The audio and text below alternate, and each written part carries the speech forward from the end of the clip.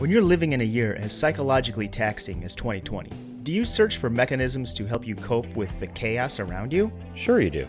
Do you seek ways to retain what's left of your sanity? Sure you do. Is there a better mechanism for this than music? No, there isn't. Well, maybe there is. Either way, our friends at Univore have a new album coming out. The album's called Sympathetic Vibrations. Sympathetic vibrations occur when you take a tuning fork, strike it, and hold it near but not touching a tuning fork of the same frequency. The second tuning fork begins to resonate and then vibrates sympathetically, vibrating all by itself without touching. But that's not important. What is important is how Univore's new album sounds. It will fortify you aesthetically for the remainder of a less than ideal year, while still being relevant when the next one begins. The album will promote sitting and introspection in one moment, and then dancing and extroversion in another. Couldn't we all use a piece of art capable of accommodating our wide range emotions? Yes, we could. We could use other stuff, but we could also use that. So let's get some of it. It'll soon be available for the taking. Actually, can you hear that in the background? Right there. Yep. That's from this album. The group is Univore. The album is Sympathetic Vibrations. The release date is October 23rd. The providers are the same as all your other music and talk, namely Spotify, Bandcamp, the iTunes, or just find it on univore.com. That's Univore's website. Whether you're knuckles up or knuckles down, you'll agree this album has at least one thing that's just for you. That's a Univore promise everyone can take to the grave. So get it now on pre-order, or maybe just take a sample. Soon you can get all of it. And it is Univore's new album, Sympathetic Vibrations. Univore loves you.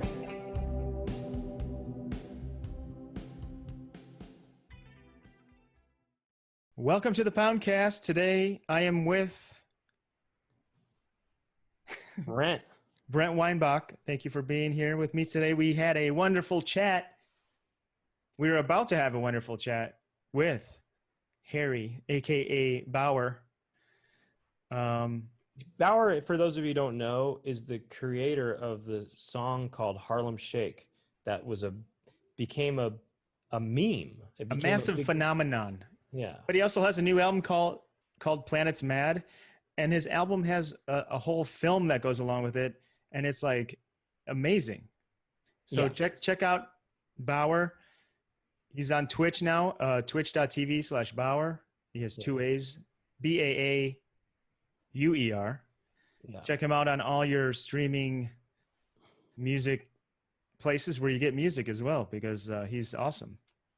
And also, this episode is in part brought to you by Louisville Vegan Jerky. That's right. LouisvilleVeganFoods.com is our proud sponsor, as it is every week.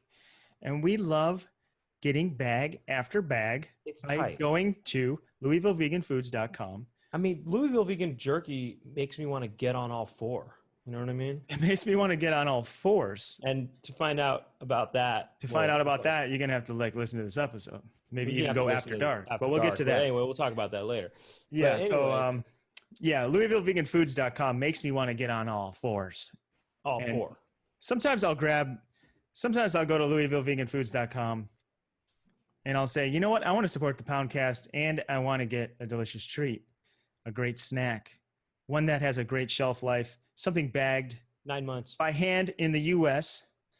by a really cool company doing really good snacks. I will go to LouisvilleVeganFoods.com and I'll use the code word Poundcast for 20%. and I'll have 20% off of any flavor that I want. I'll even get the 5-pack variety pack, and it's 20% off. And I don't have to go to a store.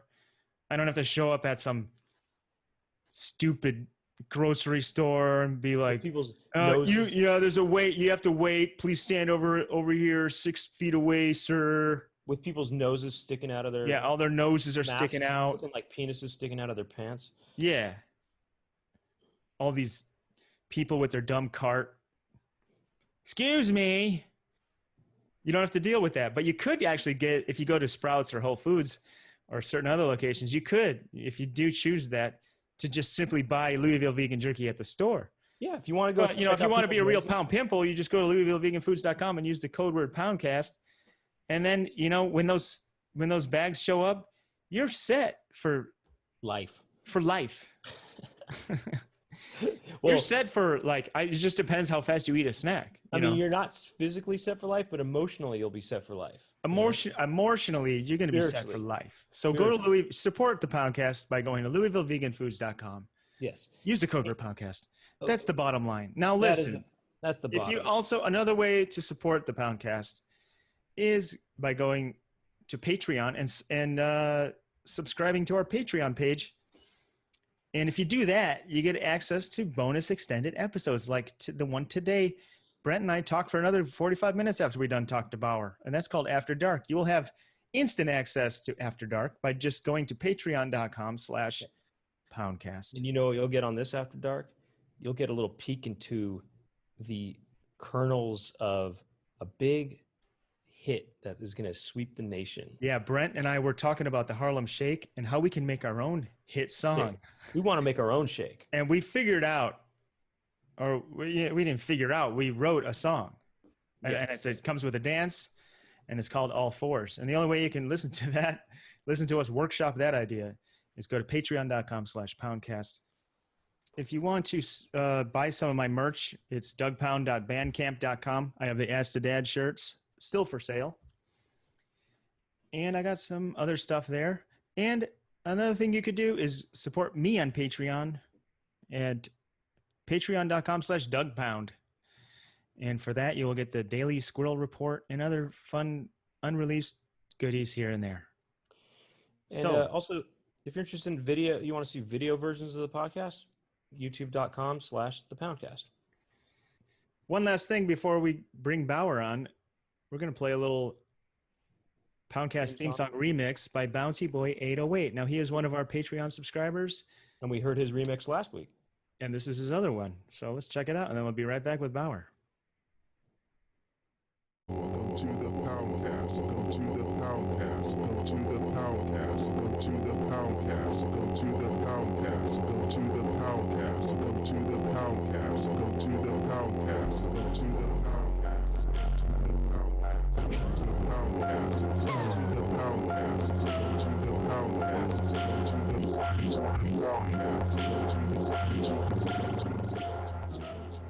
Welcome to the Poundcast, Harry, aka Baauer. Thank you for being here. Thank you for having me. I don't even know where to begin. I have a lot of questions about making music and stuff, but I first will say, where are you zooming from right now? I'm zooming from Brooklyn right now, New York. Okay, because when you were on office hours, you were zooming from your parents' house. Yes. So you got out of there? I got out of there. That was a little vacation. Oh, okay. You wanted out of there. You wanted to kind of be more in a more grown-up, intimate environment for this show, right? Exactly. I wanted to be at home base for this show. Yeah. This is I want to take this one seriously. Yeah. But yeah, I went on the office hours. I was at my parents'. The connection was bad. And I was supposed to plug my album, but I didn't actually do it. Well, let's plug it and talk about it a lot on this show. Let's do it, baby. It's called Planets Mad. Yep. And the incredible thing about this album is you made this whole movie that goes along with it. Yep. And the movie is really impressive and it's a trip. It's a trip, dude. It's a full trip. It's a trip, man. It's what you would call a full trip. It's a full trip for sure. You start one place and you kind of go on a trip to another place. You 100% end up at another place. And it's all, mostly done with 3D kind of graphics and Animation. stuff. Animation. It's fully animated. But there is a section with Eric Wareheim in there. Exactly. That was the mix-up with Tim. That was a pretty bad, someone made a mistake and thought that Tim was in it. Oh, really? That was the source of the Baauer mix-up. And they hit up Tim saying, "Oh, I heard you guys work together or something." When in fact, that's funny. Uh-oh. Well, I'm glad he didn't find out. I'll keep my lips sealed on that. Yeah, all the How Poundcast listeners, shh. Yeah, don't tell Tim. Shh. much crossover is there between Poundcast and Office Hours? Very little. Really?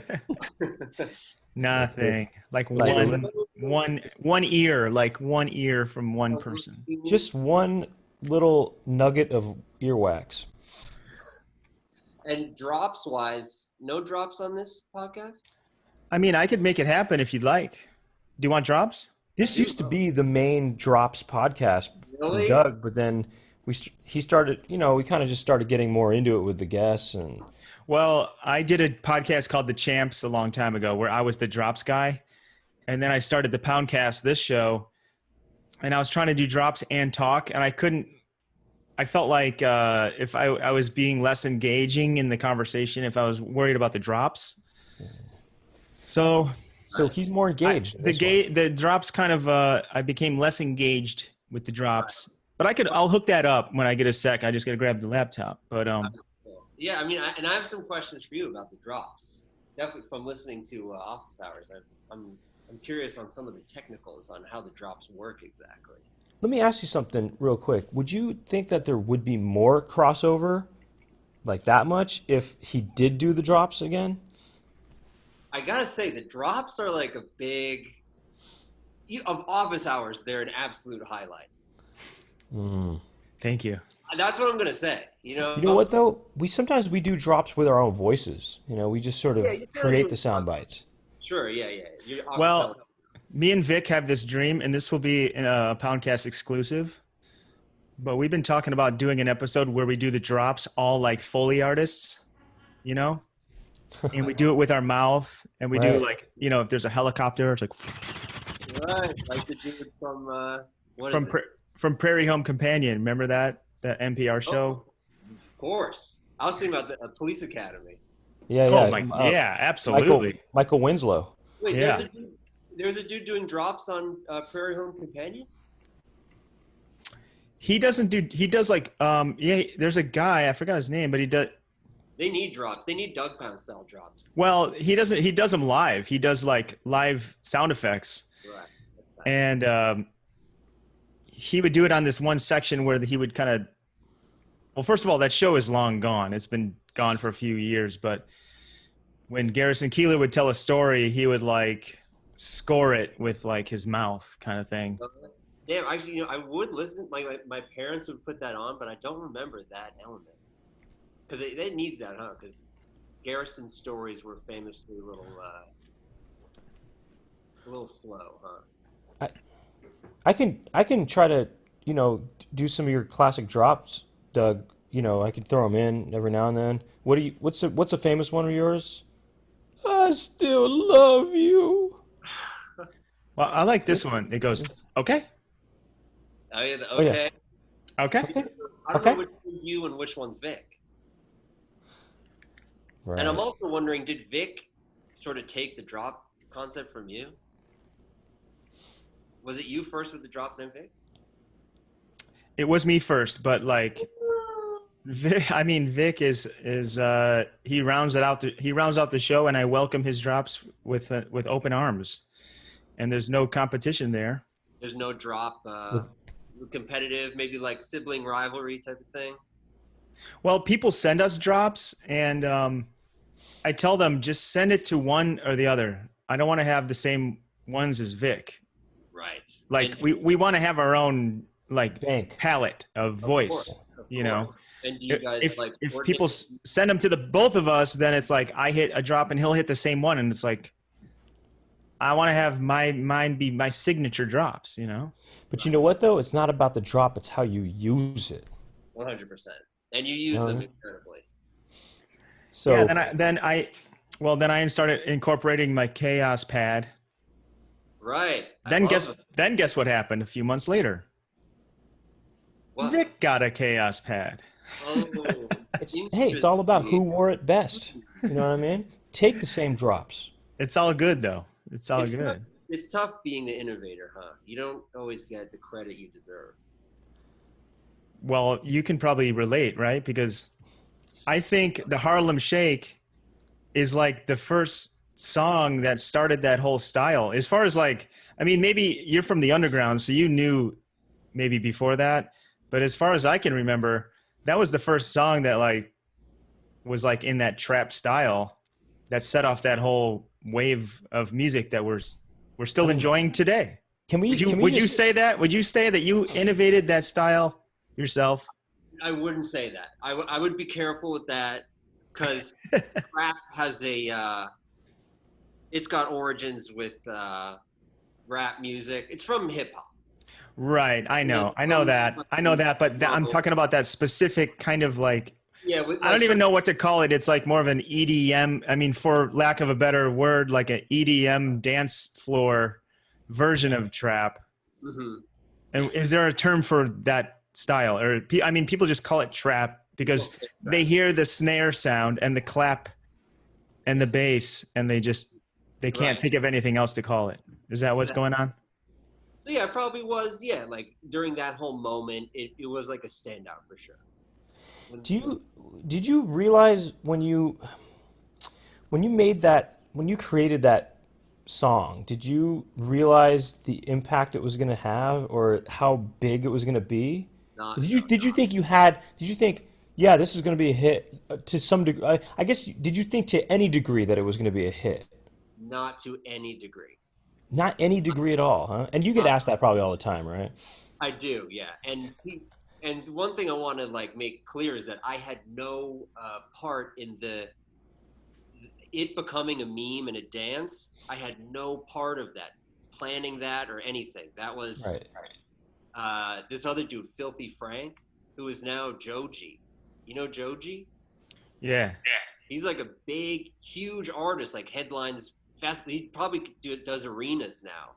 But in his previous life, he was a Filthy Frank who did just like goofy videos. But what did he do? He did, you know, Pink Man? You ever seen, he wears a whole pink bodysuit, like a skin tight pink. You ever seen him? I've seen clips of that, yeah, but I have to look that up maybe. Yeah, check it out. It was a whole thing. And he had like quite a following just from doing that, like Pink Man. Huh. He was the one who took the song and then made a little video to it. So he kind of made it a meme. Oh, he made one of the first viral videos of the song using the first one. He made the first one. Okay. And he just happened to use my song just by chance. Got it. And was he the first person to do the concept of one person's kind of dancing in a group and nobody else is doing anything, and then all of a sudden everybody is, or whatever? Exactly. Okay, interesting. So he made it, and before he kind of created that meme of it or whatever,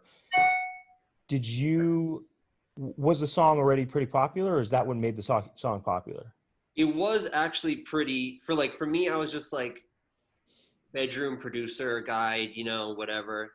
And so it was already pretty popular. I had like pretty big DJs playing it already. So yeah. from what I read, Rusty, another contemporary, I guess, of yours, a similar artist, perhaps in the same. Rusty's amazing. Yeah, if you're at the record store, you would see Baauer in the same section as Rusty. Yeah. Actually, same record label. Okay. There you go. Yeah. And he played it, and was that the first time maybe anyone he played on the radio, right? And then he played it on BBC One, yeah, and that was a big exposure for it. Yeah, I don't know if it was like the first, but that was at the time on his Essential mix, which is like a big 2-hour mix that it's kind of like a big thing with DJs. Like your Essential mix is it's like a big deal. It's like a whole 2-hour radio slot for you to showcase, you know, who you are musically. And by the way, if we're talking about the Harlem Shake, you probably got interviewed this for the last 8 years. So if this is boring, we could just talk about whatever. Yeah, sorry. I mean, I'm just curious. I'm just I'm so curious about curious too, actually. I'm happy to ask away. Were you did you get thrilled when you started seeing all those videos using your song? I did get thrilled, but I actually was reflecting on this recently. I didn't get it, and I still kind of don't get it. like why it's funny or fun. So the video, for those who don't know, is like people are just hanging around being bored, and then when the drop kicks in, it just hard cuts to them all kind of like twerking. And it's a great, like now I get it. It's a great, you know, you can fit whatever you want into that little joke structure. It's just like A, I'm bored, and then B, on the drop, everyone's going crazy. So everyone could do their own thing with it, you know? And Yeah, I wonder if that was the first, because there's also like the mannequin challenge. Mannequin challenge. Yeah. And I'm wondering, I can't think of any before that like took a song and people just kept doing their own version of it. Right. I do remember Gangnam Style being maybe a bit before, which was another. Did people do that? They just did that dance to it, or? I guess they just did the dance, right? It wasn't so much of a do-it-yourself situation. Now, do you ever hang out with the Gangnam Style guy? Psy. Psy, yeah. Yeah, I mean, we email back and forth a lot, but I don't get a chance to see him as much as I'd like to. Are you thinking about collabing with Psy? Love to. Wait, is that true though? You guys email? No, it's not true. We could set that up. We could try to set that up. Look, do you know him? Well, I'm just saying, anybody who is listening, if you have a connection to Psy somehow, hey, if anyone let's make this connection happen right now. I assume you have a label that can get you in touch with Psy. Yeah, I've never. Yeah, but that's the corporate way, though. We're trying to go through the people. It's definitely better to go like personal, you know, the personal connection. People respond better to that, you know. I have another question about Harlem Shake. I think I read this a while back that the vocals in it are just from like a vocal pack that you can just sort of like a producer pack that you just kind of buy and download and play around with. Yeah, this was a huge mess. It became a huge mess because that pack was not official. It was like a bootleg pack.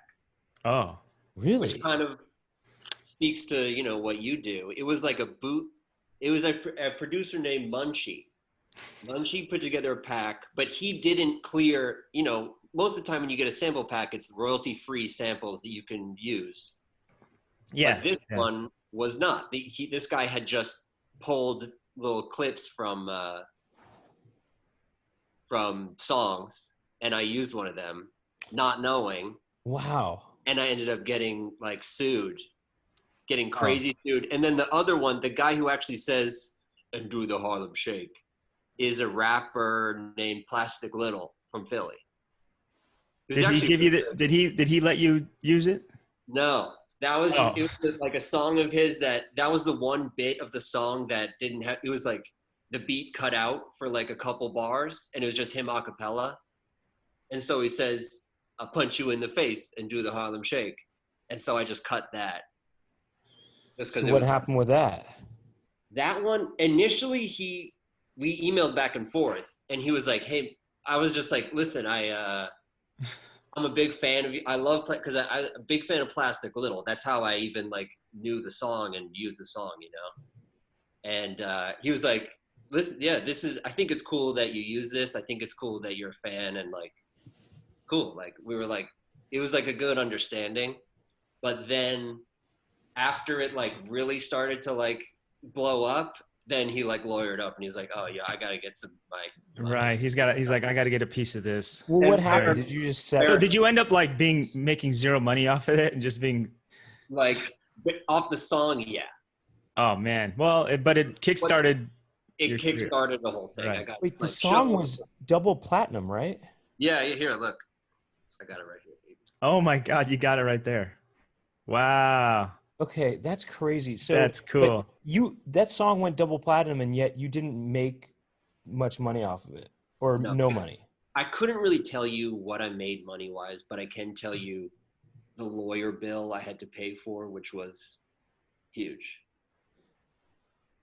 Did you have Judge Ito and Lance Ito? I don't know. Cochran? I don't know. Did you have Johnny Cochran? You need to get some top lawyers. Cochran. I need a Dersh in my corner. Dersh. There you go. Dersh. But I did not have the Dersh. So did you? like, well, Yeah. Okay, go ahead, Brent. We have some questions from our listeners too. I said you were I going to mean, be here. so when you got sued or whatever, did you settle out of court or what? I mean, did you Yeah. went through with it, the trial?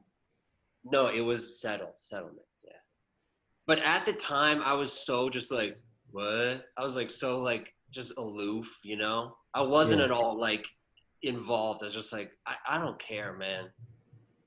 Just and actually, you know what? You had Matt Fury on Office Hours, right? Or did he actually come on? He came on this show too. He was Yeah. up on this piece. And I gotta say, I watched that doc, and I sort of it reminded me a little bit of my experience. Of course, different in big ways, but the fact that it was like sort of just like a little creation, something that's like just something he made for fun, and it took on this life of its own. You know, with Right. him, it's like it took on a very evil life. So I can't. What if they took one of your songs and like on the drop, like Harlem Shake, it would be like cops in Harlem, like kneeling on like, you know,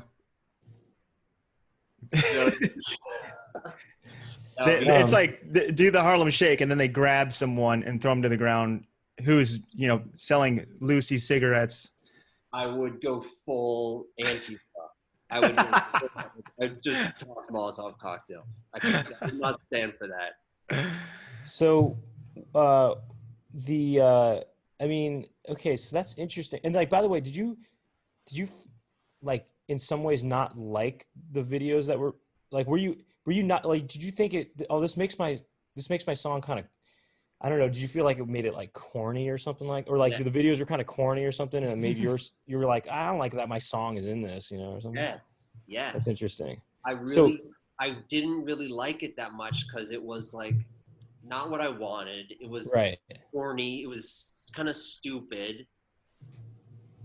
But looking back, it's like it was positive. It's like a fun thing, you know. I guess Right. I'm happy that it was it was kind of a fun. It was annoying, but everyone's having a good time. Right. It wasn't like It wasn't nefarious. it didn't become a symbol of. It didn't become an anthem for hate or something. Exactly. At least it was people having fun. It's positive, whatever. But yeah, at the time I was like, I'm not into this really. I don't like this. So I have a question. How did you what did you do before that? Were you, like you said, you were just making beats in your bedroom? Yeah. Do you still make beats in your bedroom, or do you have a different room that's a beat room? I'm in my beat room now. I'm in my beat room too.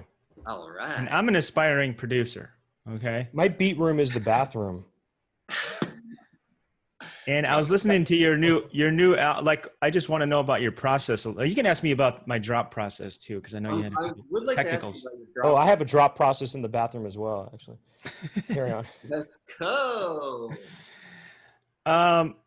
Like all this, you have like a lot of cool sounds. I just want to know, like, how do you generate, is it all in the computer, or do you have like hardware and synths, and if it is in the computer, are you creating it with a soft synth, or is it like more sample packs, Yes. and then you're just piecing them together? Yes. Or how do you go about making a track? It is samples, 95% samples, which I think we have in common. And you sample in a very cool way that I really like, and that I want to try to also pick your brain about.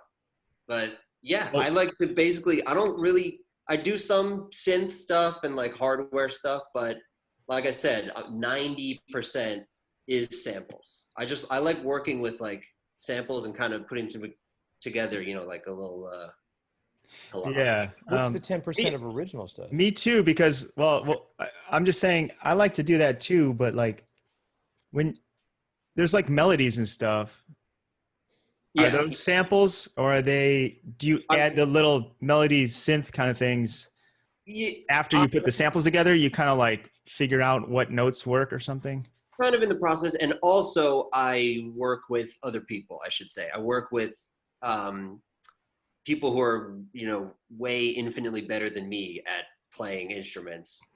And I like to work with them and just be like, show them an idea and be like, can you play some stuff on this? And then they do.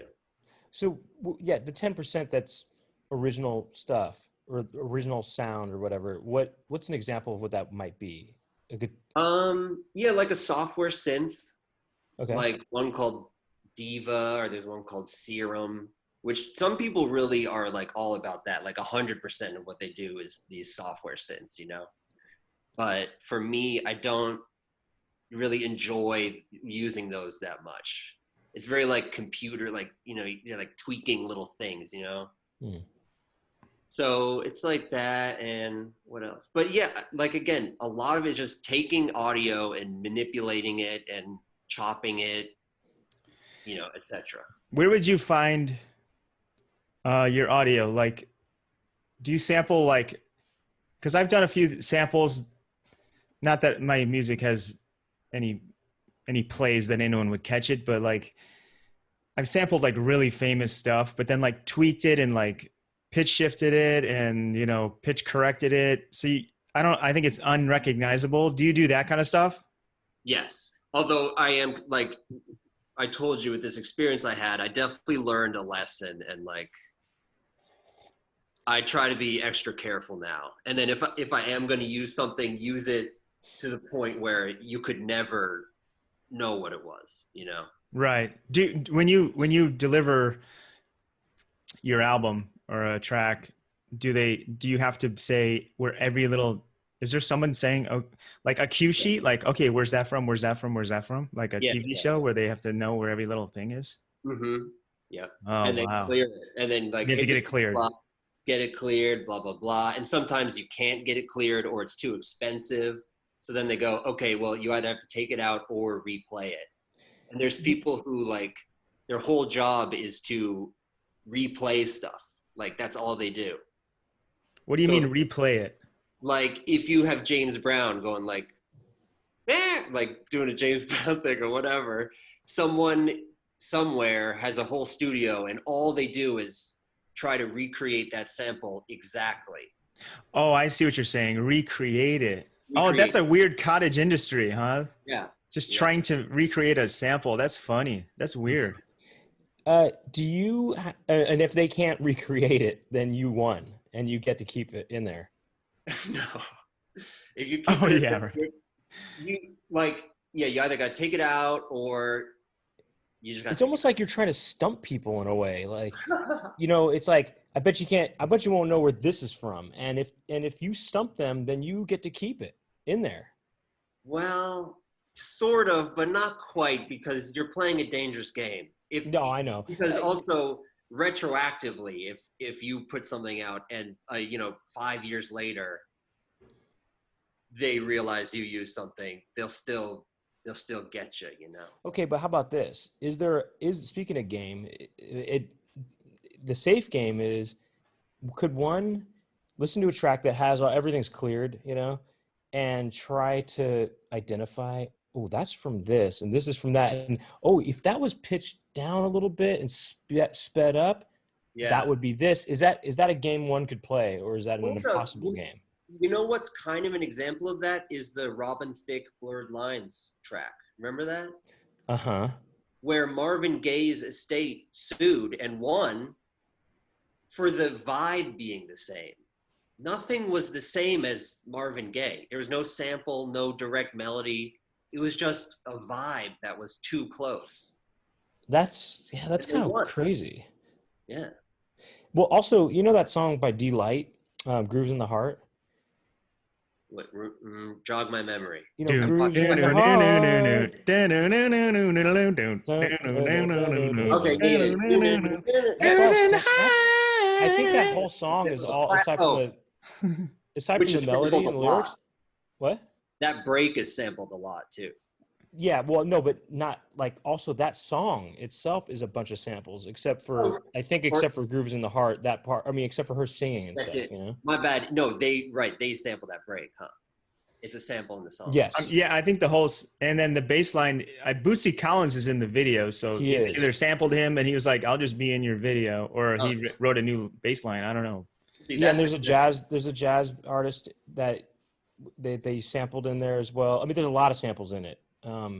But that's a kind of I mean, there are these songs where you could say, oh, this has got this from this song, this from this. You can try to figure out what it all comes from.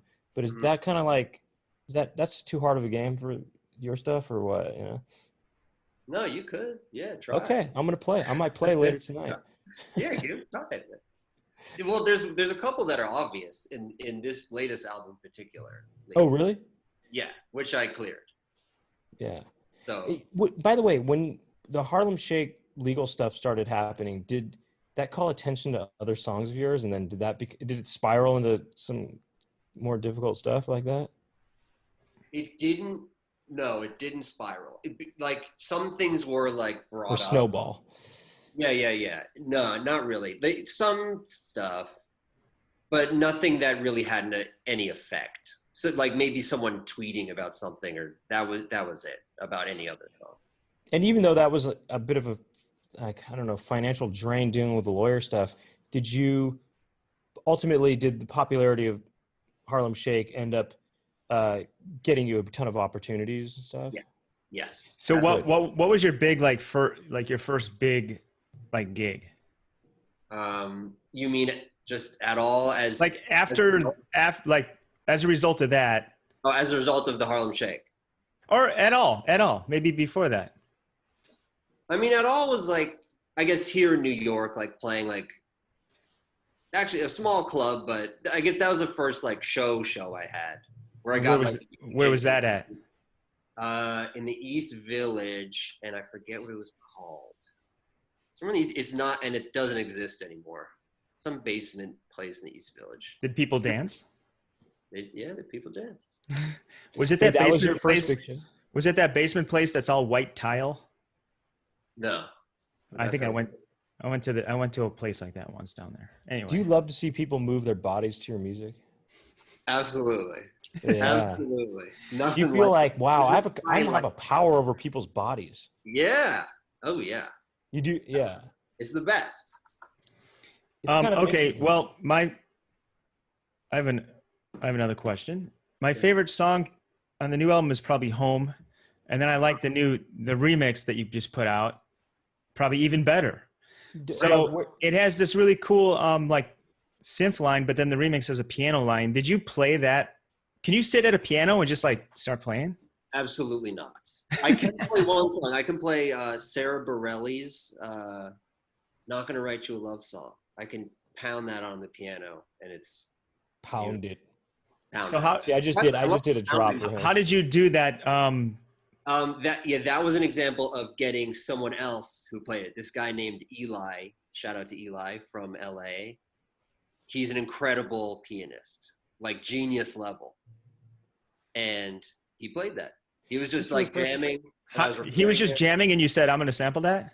He was just jamming, and I recorded. I was like, "That's really good," and then I just looped it.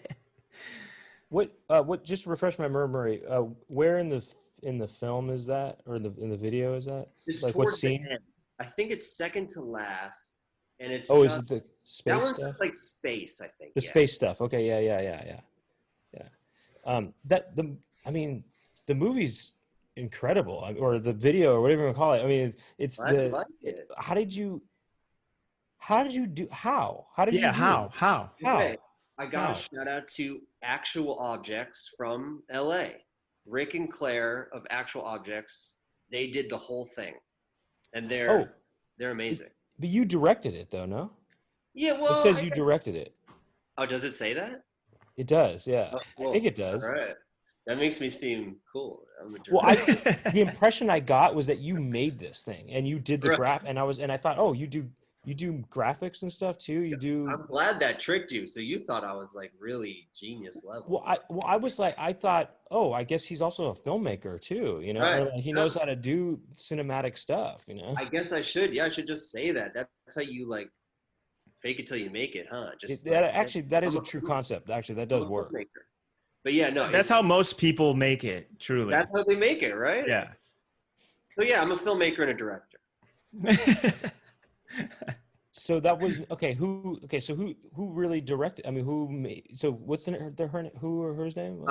Actual Objects is their like studio name. Got it. Rick and Claire, and they make everything within this video game engine, Unreal Engine, which is what like Fortnite is made in. So it's all built like a video game would be. But he makes these.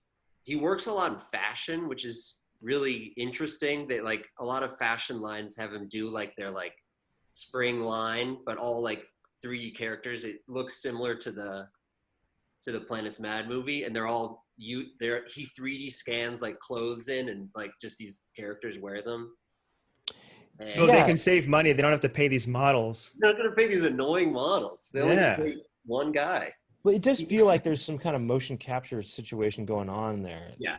So they do shoot actual people, and then they kind of change that digitally, I guess. Or Yeah. Like actually, in the making of this thing, he had like gotten a new, better motion capture suit, and he was like, "Oh, check this out, look!" And like, it looked really good. So yeah, he does motion capture too. Also, on that song "Home," there's the Amen break, right? Yeah, that's in the remix. Or was the Amen break the actual Amen break, or did you have somebody do a redo it? That's the dude's special request, so I don't know. is there going to be a cashew break on the next one, or pistachio break? I'm just kidding. No, not almond. Amen. Like some people do say Amen. almond like that. They say almond. Almond. Almond break. They say almond break. Yeah, on the topic of sampling, Amen break, one of the most sampled pieces of audio of all time. Absolutely. Yeah. So, I mean, my question was, is that so sampled that they're just like, is that one's just free? Anyone can just use that. Question. Yeah, I'm not sure about that actually. I'm curious because that's so sampled. It's like it might as well be free. Did you come up with the sort of story or whatever of the video? Yeah. Okay, so that I did come up with. Yeah, and so did you come up with the ideas for the visuals? Yes. Okay. Yeah. You know what? That must have been cool. You could have been like, okay, there's these weird guys, and then they come out, and then like they're in the city street, and then they're in space, and then they're like, okay, we got this. Well, I'm just gonna whip that up. Like the sky's the limit, with something like that. Dude, that's right. Like this, I was shocked at. I guess this video game building engine is so fast. They were able to do this stuff so quickly, and my mind was constantly blown by how fast. And yeah, like I would come up literally, like you said, with these weird, stupid ideas, and he would just in like an hour be like, "Yo, what do you think about this?" And it would like be what I said. I was like, and I'd my God, do this quick. Now, you know what? It kind of, I don't know. Was this an inspiration? Or the video kind of reminded me of the Janet Jackson Rhythm Nation 1814 video. Do you know about that? Not familiar, no. So I think it's it might be 3 or 4 songs of hers from the Rhythm Nation album, but the whole thing is like a, I don't know, 20 to 30 minute film, and it's really cool. But especially the part where the subway part where there's the subway part, basically, that really kind of reminded me. I almost thought like, I wonder if Rhythm Nation was at all like an inspiration or something like that. I'm gonna look this up. It's really cool, the Rhythm Nation thing too. But anyway, that I actually really like that scene in your thing too. All right, let's go back a little bit. By the way, for anybody, just to make sure everyone knows, Planet's Mad is the name of the album, and it's also the name of it's a sort of a short film of sorts, a 40-minute piece. Get your vinyl copy today. That's funny. I was able to see our reflections in the so back to that question about like, okay, so after the Harlem Shake blew up, did you I remember seeing your name at I was at some festival, and I was like, oh, sick, that guy's gonna be here. Like, were you like on the festival circuit? You're doing like Coachella, all that stuff. And that actually Coachella was a big one because it kind of coincided with like when the whole thing was happening. So that was like a good like moment. That was like a fun moment. When you play that song, do people do that in the crowd? They just go crazy. They're like, "Oh, we're going crazy!" But of course, like to give you the other side of it, at that Coachella set, I did a whole hour-long set, not playing it, saving it for the very end. And, people were sitting there bored, just staring at me. Oh, my God. Really? Yeah. And then I did like a little fake out where I left. I was like, thank you. And left without playing it. And then came back and pressed play, and everyone, that moment was sick. But before that, everyone's just sitting there staring at me. Are you playing your own music? Or are you playing hits? Are you DJing a regular DJ set? What are you doing on something like that?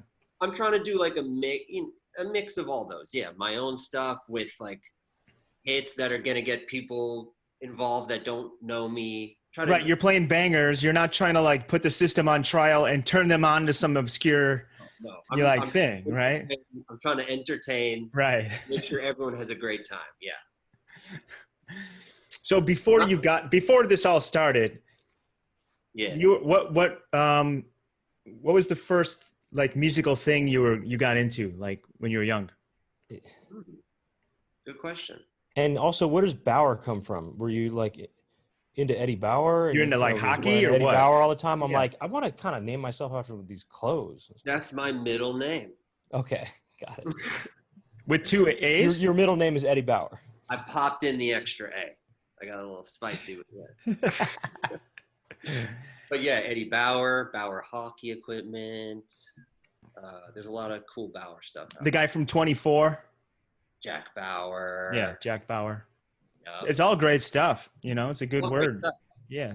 There's no whammies in the whole bunch of Bauers. Well, there is actually there's a police equipment manufacturer named Baauer. Hey, Doug, we can maybe start being we can be like him. We should start going by our middle names, but just tweak them a little bit, Yeah. I could be Gary with 2 A's. That's gonna. Yeah, and I could be Anthony. My name is Anthony, and I could be Anthony. With 2 A's. Gary and Anthony, those are the actual middle names of you guys? Yeah, that's correct. Douglas Gary Loosenhop? That's correct. That's right. Wow, that's quite a name. And Brent Anthony. Yeah. What's your last name? Weinbach. You guys are both European, huh? German, and what are you, Doug? You're Swedish or something? I mean, it's complicated for me. Yeah, I do have Swedish relatives, but my last name I think is German. My last name is German as well, but you're Portuguese, is what I'm reading. Portuguese. You're from Portuguese. É a coisa mais linda, obrigado. É a coisa. Very good. Very good. É a coisa é tão triste. No, my name is German, but actually Baauer sounds German too. It is German. But my mom is Filipino, but my dad, his background's Romanian. So it's he's Jewish, Romanian Jewish. So what a cool mix. They anyway, but you're Portuguese though. What's up with that? Portuguese mixed with Jewish, Eastern, Jew. That's a cool mix too. Okay, so let's. You started off as a cool mix, and now you're doing cool mixes for thousands of hungry fans. Absolutely. Let's see. I'm gonna try. Let's try to do a Portuguese version of Hebrew. Oh, wow. This is. Let's see. It's like.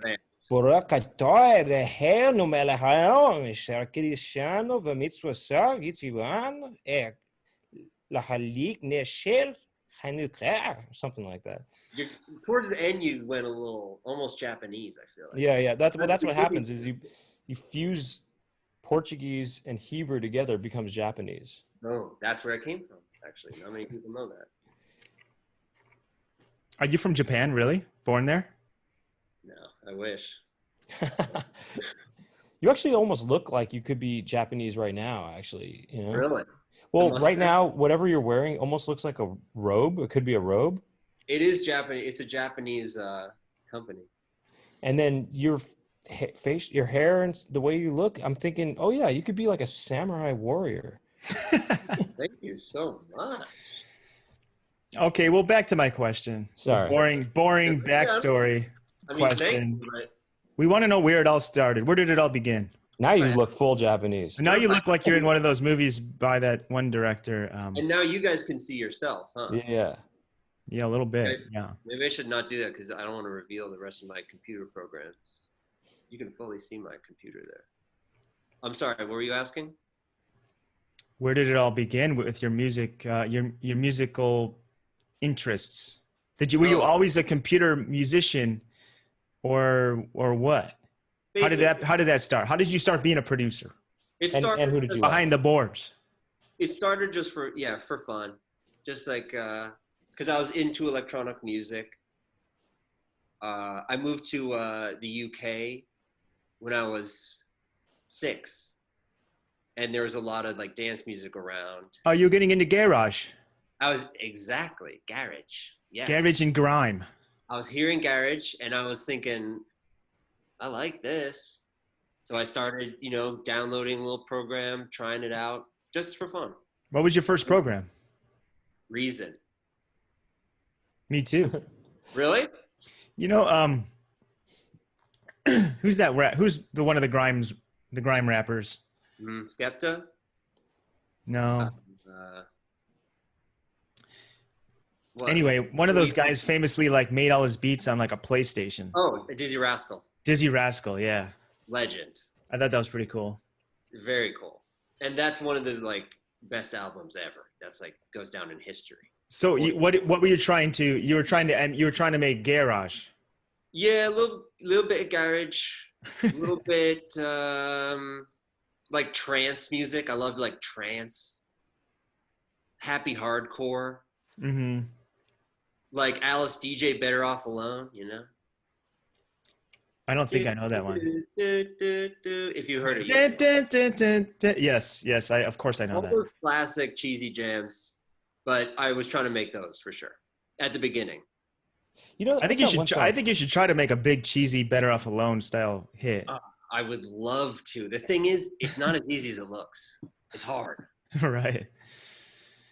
Did you ever see the documentary about Blue, that song by Eiffel 65? Like the little short, like YouTube thing. YouTube video. I watched it. I loved it. Yeah. So interesting. Right. It's just like these guys in Italy. It's just like a little factory of just like dance music, like factory, and they're like just making songs all day. And then they that one was like an accidental hit. They made it, and then like everyone thought they played it at a club, and everyone just stopped dancing. Then like a year later, in some other country, Germany or somewhere, it blew up somewhere else, and then all of a sudden everyone in Italy is like, wait, we do like this song. And now it's like a staple. It's a legend. It's legend. That's how it happens, I guess. Yeah. Anyway, so okay, that was the boring part's over. Well, so once the let's talk about nowadays, because before the pandemic, were you just like flying around the world constantly doing sick gigs? Doing sick corporate gigs all year? Corporates, big sick gigs, killer gigs. Yes, I was. And then no more. None on the calendar. Nothing on the calendar, even in Europe, where it seems like it might be opening for musicians. Yeah, in New Zealand, they're doing full shows now.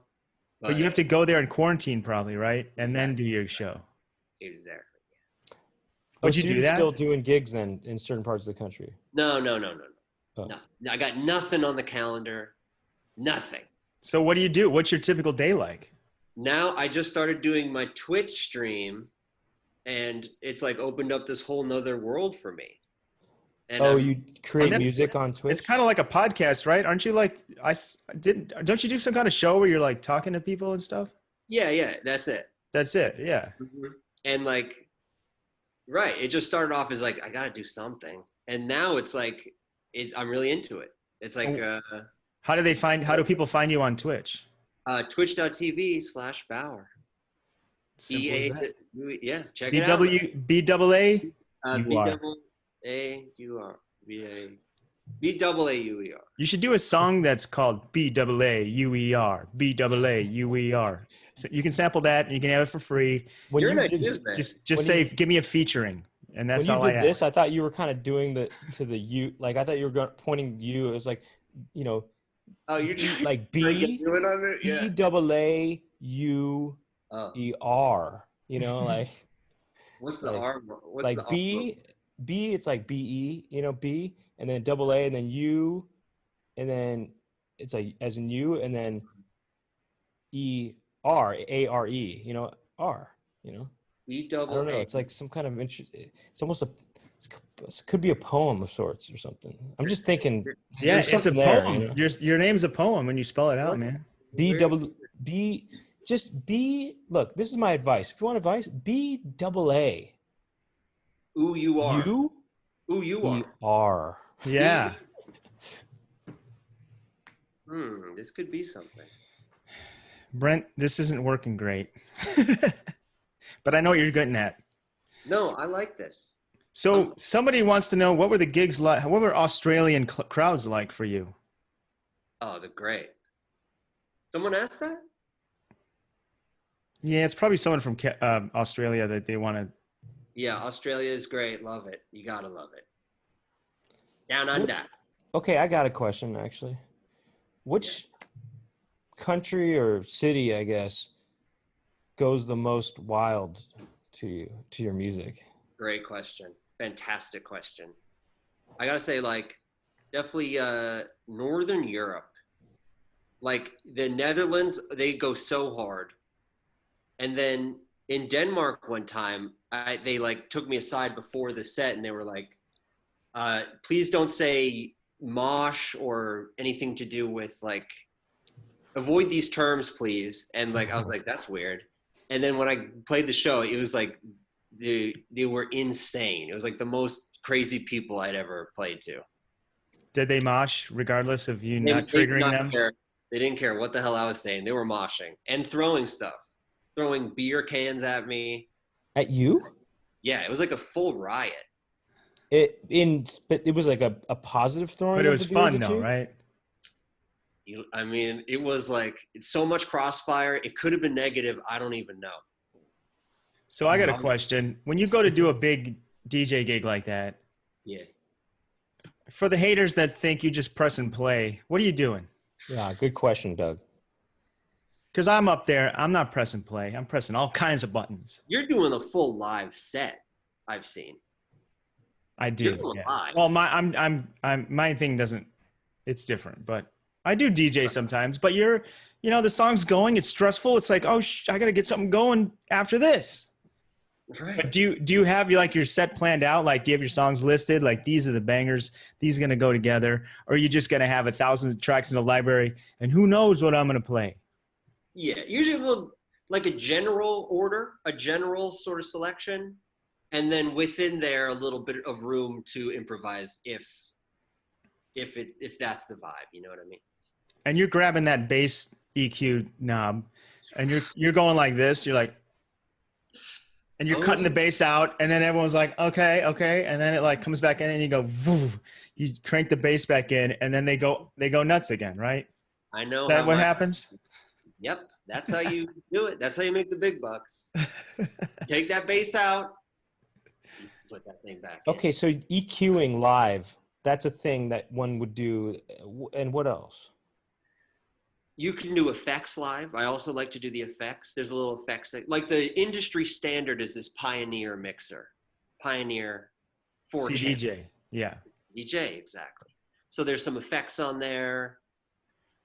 There's like a blowhorn kind of thing? No. You got to handle that otherwise. That's drops. Effects are drops. Like, yeah, effects are filter. Got it. Oh, got it. Reverb, delay. Hey, what's that thing called when it?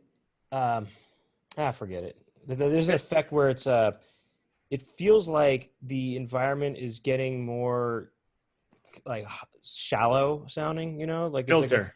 It's got to be the filter. You're thinking of the low pass filter for sure. Oh, low pass filter? It sounds like you're underwater or in the next room or something. I don't know. Like if you were to do a noise reducer on just a vocal track, you know, like if there's background noise, you do too much noise reduction in the background, it makes the voice have this kind of, I don't know, like this weird sort of sound. You know what I'm talking about? I would say filter. I Low pass bet filter, you're maybe. I talking don't about- know. I bet you're talking filter. Oh, I'm not talking about underwater. I know what you mean though with that. Actually, Okay. I'm talking about something else that feels more tinny. Like there's a tinniness to it where it's like a. Oh, you put the filter the other way, and you It's a high pass filter. high pass filter. Okay. Yeah, you can go up or down with it. So Maybe it's like.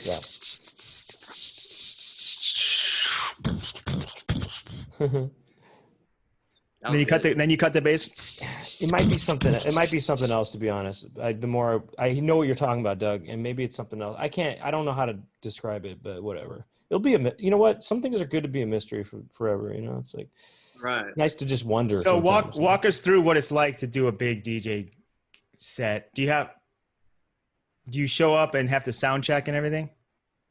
Yeah, but, I would not sound check. Do you have a roadie? A roadie does all that? I had a tour manager. Shout out to Dan, my guy. Of course, I haven't seen him for a year now. That was like my buddy. I went everywhere with him. He would usually do a little sound check. Well, I'm at the hotel, fucking partying. You know what I'm saying? I got a kind of a question about your personal life, sort of. You know, Shoot. do you have a significant other? Yes, my queen. Okay. How long has that been? How long you had that queen? Before Harlem Shake. Okay. See, I was curious. Loud and clear, buddy. We know what you're getting at. That's funny, man. That is really funny. That is really funny. Don't worry. I got her before Harlem Shake. This is a legitimate. Pre-Shake. But because my question was, which this is not a question anymore because I know the answer. But were you ever single, and did you ever go on dates? And when they're getting to know you, you know, you say, "Oh, I produce music and blah blah blah," and then they say, "Oh, have I heard anything you've done?" And it's like, well, I did do this one song. It was like kind of this viral thing. It's called Harlem Shake, and then all of a sudden they start twerking on the table. Whatever.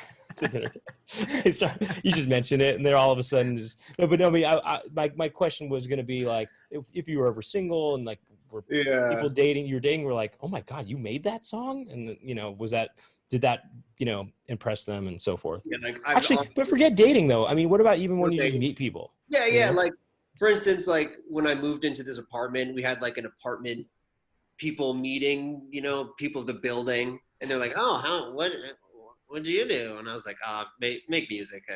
Just like move on, you know. I make music. They're like, "Oh no, anything I would know." I was like, shake.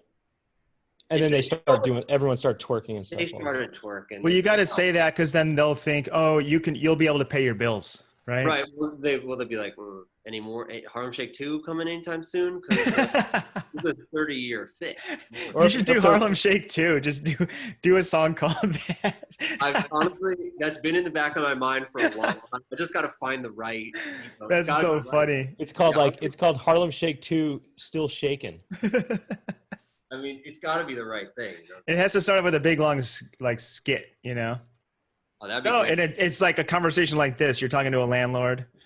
You're like, hey, Mr. Baauer, yes, we would like to offer you the apartment. Just need to know about your workplace background, just to get your who's your employer? Well, I'm kind of like a independent. I'm kind of a freelancer. Oh, really? What's your business called? Well, it's just called Baauer. Oh, interesting. Oh. What do you do? Well, I make music. Songs. Yeah, then they go, oh, Harlem Shake. Oh, well, that was a while ago. Thinking about doing it. That's a time ago, huh? We're gonna do a 1-year lease. Okay. Huh. Is there a sequel coming out anytime soon? What if you did a trilogy?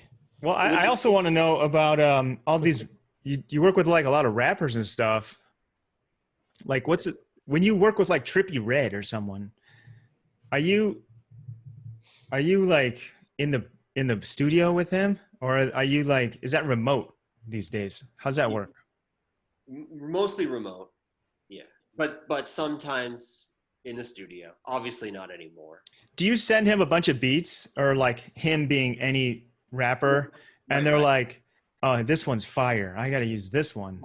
Usually, yes. You send a little pack. A little pack of beats, pack, really? Little pack of beats, maybe a 12 pack, a baker's dozen, and hopefully they like something in that pack. Listen, I'm gonna be honest with you. I've been trying to work with some rappers remotely, and it's gonna be tough. I'm not hitting some. What do you mean? They're not into the beat? They're not into the beat. What do they want? I guess what they want is something that's going to be a big hit. You know, they want a number one smash. And what I want to do is make something interesting and unique. You know what I mean? And yeah. And they want something basic, right? They don't necessarily jive. Right. You're sending them 12 packs, and in those 12 packs, they're not finding anything that they want to work with? And you know what? There's probably depending who it is, there's a lot of people sending 12 packs. You know what I'm saying? They got a lot of 12 packs to go through. And they got 12 packs from people who are not trying to be artistic or unique. They're people who are trying to, like, I'm going to make a hit. You know what I mean? Right. And they're really good at it. Very good. If you wanted to, do you think you could make a beat that was going to be a hit, but you don't really like it that much? I could try my best. Do you ever think, maybe I should just do that because it's like I could just make some money off of this and then do my own, the stuff I really want to do, like this or whatever? Kind of, but I guess over the years I've learned it's more valuable to have your own thing. It's more valuable to have your own unique sound. You know what I mean? Mm-hmm. Rather than trying to like just make a pop hit. Like sounds like a pop hit. Yeah. Right. Now we've been going almost an hour now, but I just have a few more questions if that's cool. Shoot, and I'm chilling by the way. So. Okay. Would you say like that song? What do you think about that song WAP, Wet Ass Pussy? Yeah. Now when I hear that beat, it kind of makes me think, wow, that is just so simple. So simple. Is that what it takes? Is just something that's just so. And a sample, by the way. What is it? Shit. I don't know, but it's like a Detroit, like techno. I want to say. Oh, okay. But right, simple. But the thing is, simple is hard. Simple, you know what I'm saying? It's simple doesn't mean easy. To make something simple and good and like a hit, it's hard. Oh, of course. They sample Whores in This House. Whores in This House. And I'm looking it up now. It's and when's sample of Frank Ski's 1993 Billboard Club Whores in This House. Yeah, that's where I remember that. Yeah, okay, yeah. Well, by the way, are you from Florida real quick? No. Okay. Are you from Philly? Aren't you from Philly? I was born in Philly, yes. Yeah, okay. Why'd you think I was from Florida? What's the Florida? Just your voice kind of sounds like this guy I know from Florida. A little bit. Like there's certain intonations and there's certain intonations of certain words and I just thought, I wonder if you're from the same place as this guy. He's a comedian actually. His name is Tom Rhodes. A little bit. Tom Rhodes. Okay, shout out to Tom Rhodes. My other question is like the way your albums are mixed, I think that's like a special, you have to be like some kind of magician to like mix things. You know, what are they like? How much different do you mix your songs? Sometimes, but for that album, no. I got this guy Ryan in Philly, who's an excellent, someone who's way better than I could ever be at mixing. So I give it to him to do his thing. Like how do you learn about like the way a kick needs to have you know what I mean? Like all that, whenever I go down these YouTube rabbit holes about like how a bass line needs to have a certain thing to it to make it pop in the mix. And then all these, when you're making a song, are you looking at the spectrometer or whatever and being like, okay, the vocal will fit in this band and then the bass fits here and then the kick goes there and all that other stuff? Yes. But you know what? With all that shit and I've spent hours and days and years fucking looking at YouTube videos and shit. At the end of the day, just do what sounds good. I like that advice. Know what I mean? Just do what sounds good. And like the best people, the biggest hits or whatever, things are fucked up in them. You know what I mean? Like they're not pristinely mixed. Like if you listen to Travis Scott's music, are you guys bumping much Travis Scott?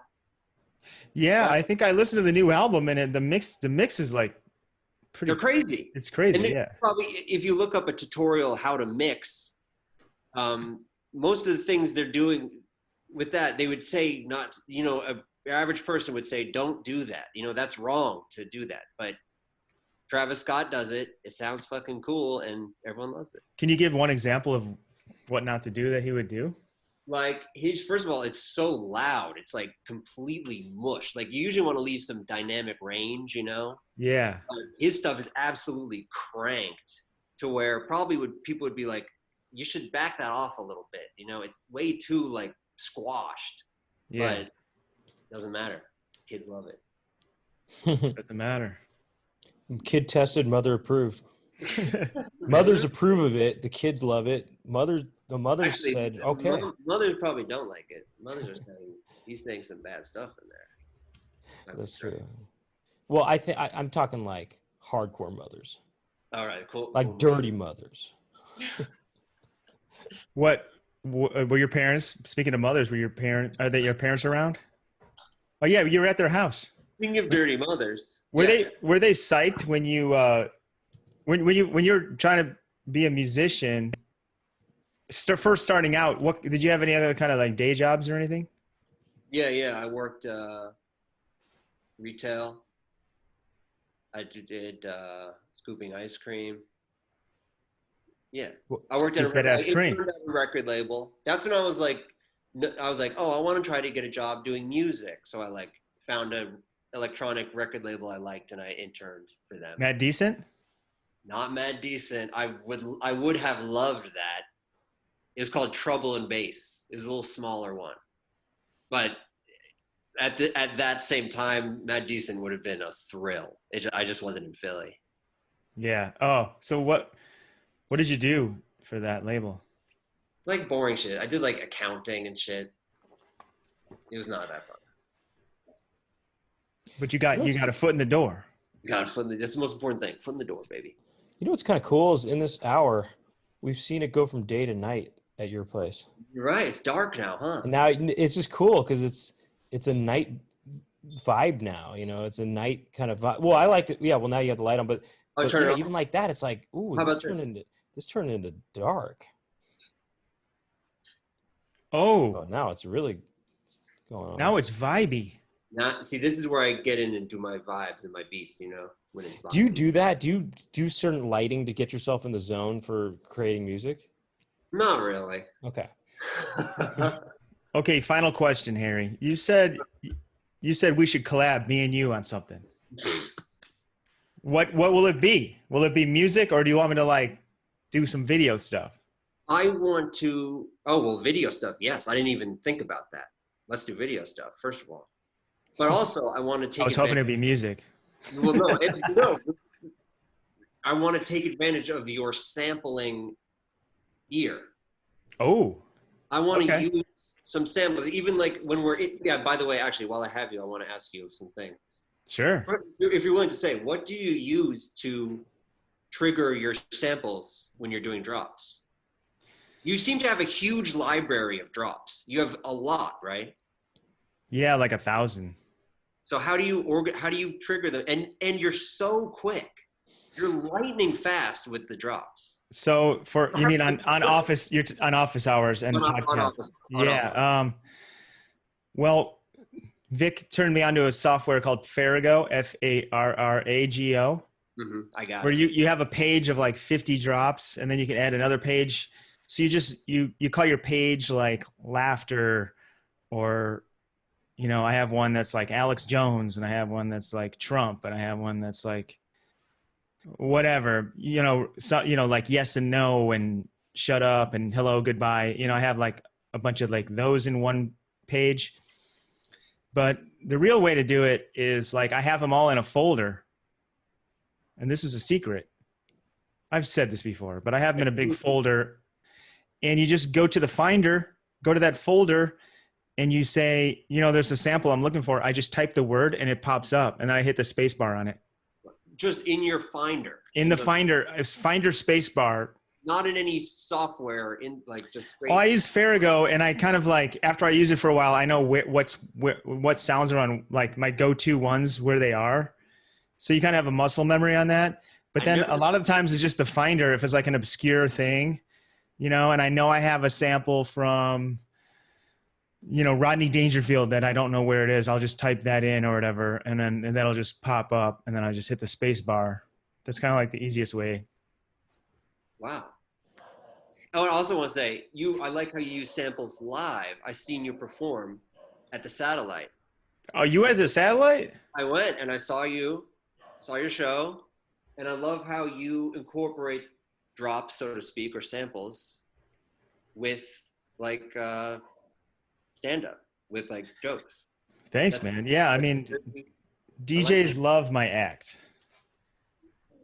That's how I even have a single on Mad Decent because one of the dudes, Paul, who yeah, he was like a fan, and you know, you seem like a similar vibe. You guys friends? Yeah. You guys look this kind of similar almost. So, yeah, Paul's great. So, I mean, yeah, I'm kind of making fun of DJing a little bit. So like they love that. So I don't know. I love your vision of what DJing is. Your angle of it. I love it. Well, thanks, man. And thanks for being on the Poundcast. This is awesome. Thank you for having me. Everybody go listen to and watch Planets Mad. Check out the new remix of Home on Spotify. Definitely my song of the week. Oh, I'd love to hear it. Special Buy the vinyl.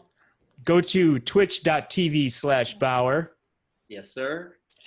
And keep your eyes peeled for the upcoming collab, Doug Pound x Baauer. It's coming, and I have an idea for what it could be. But I will.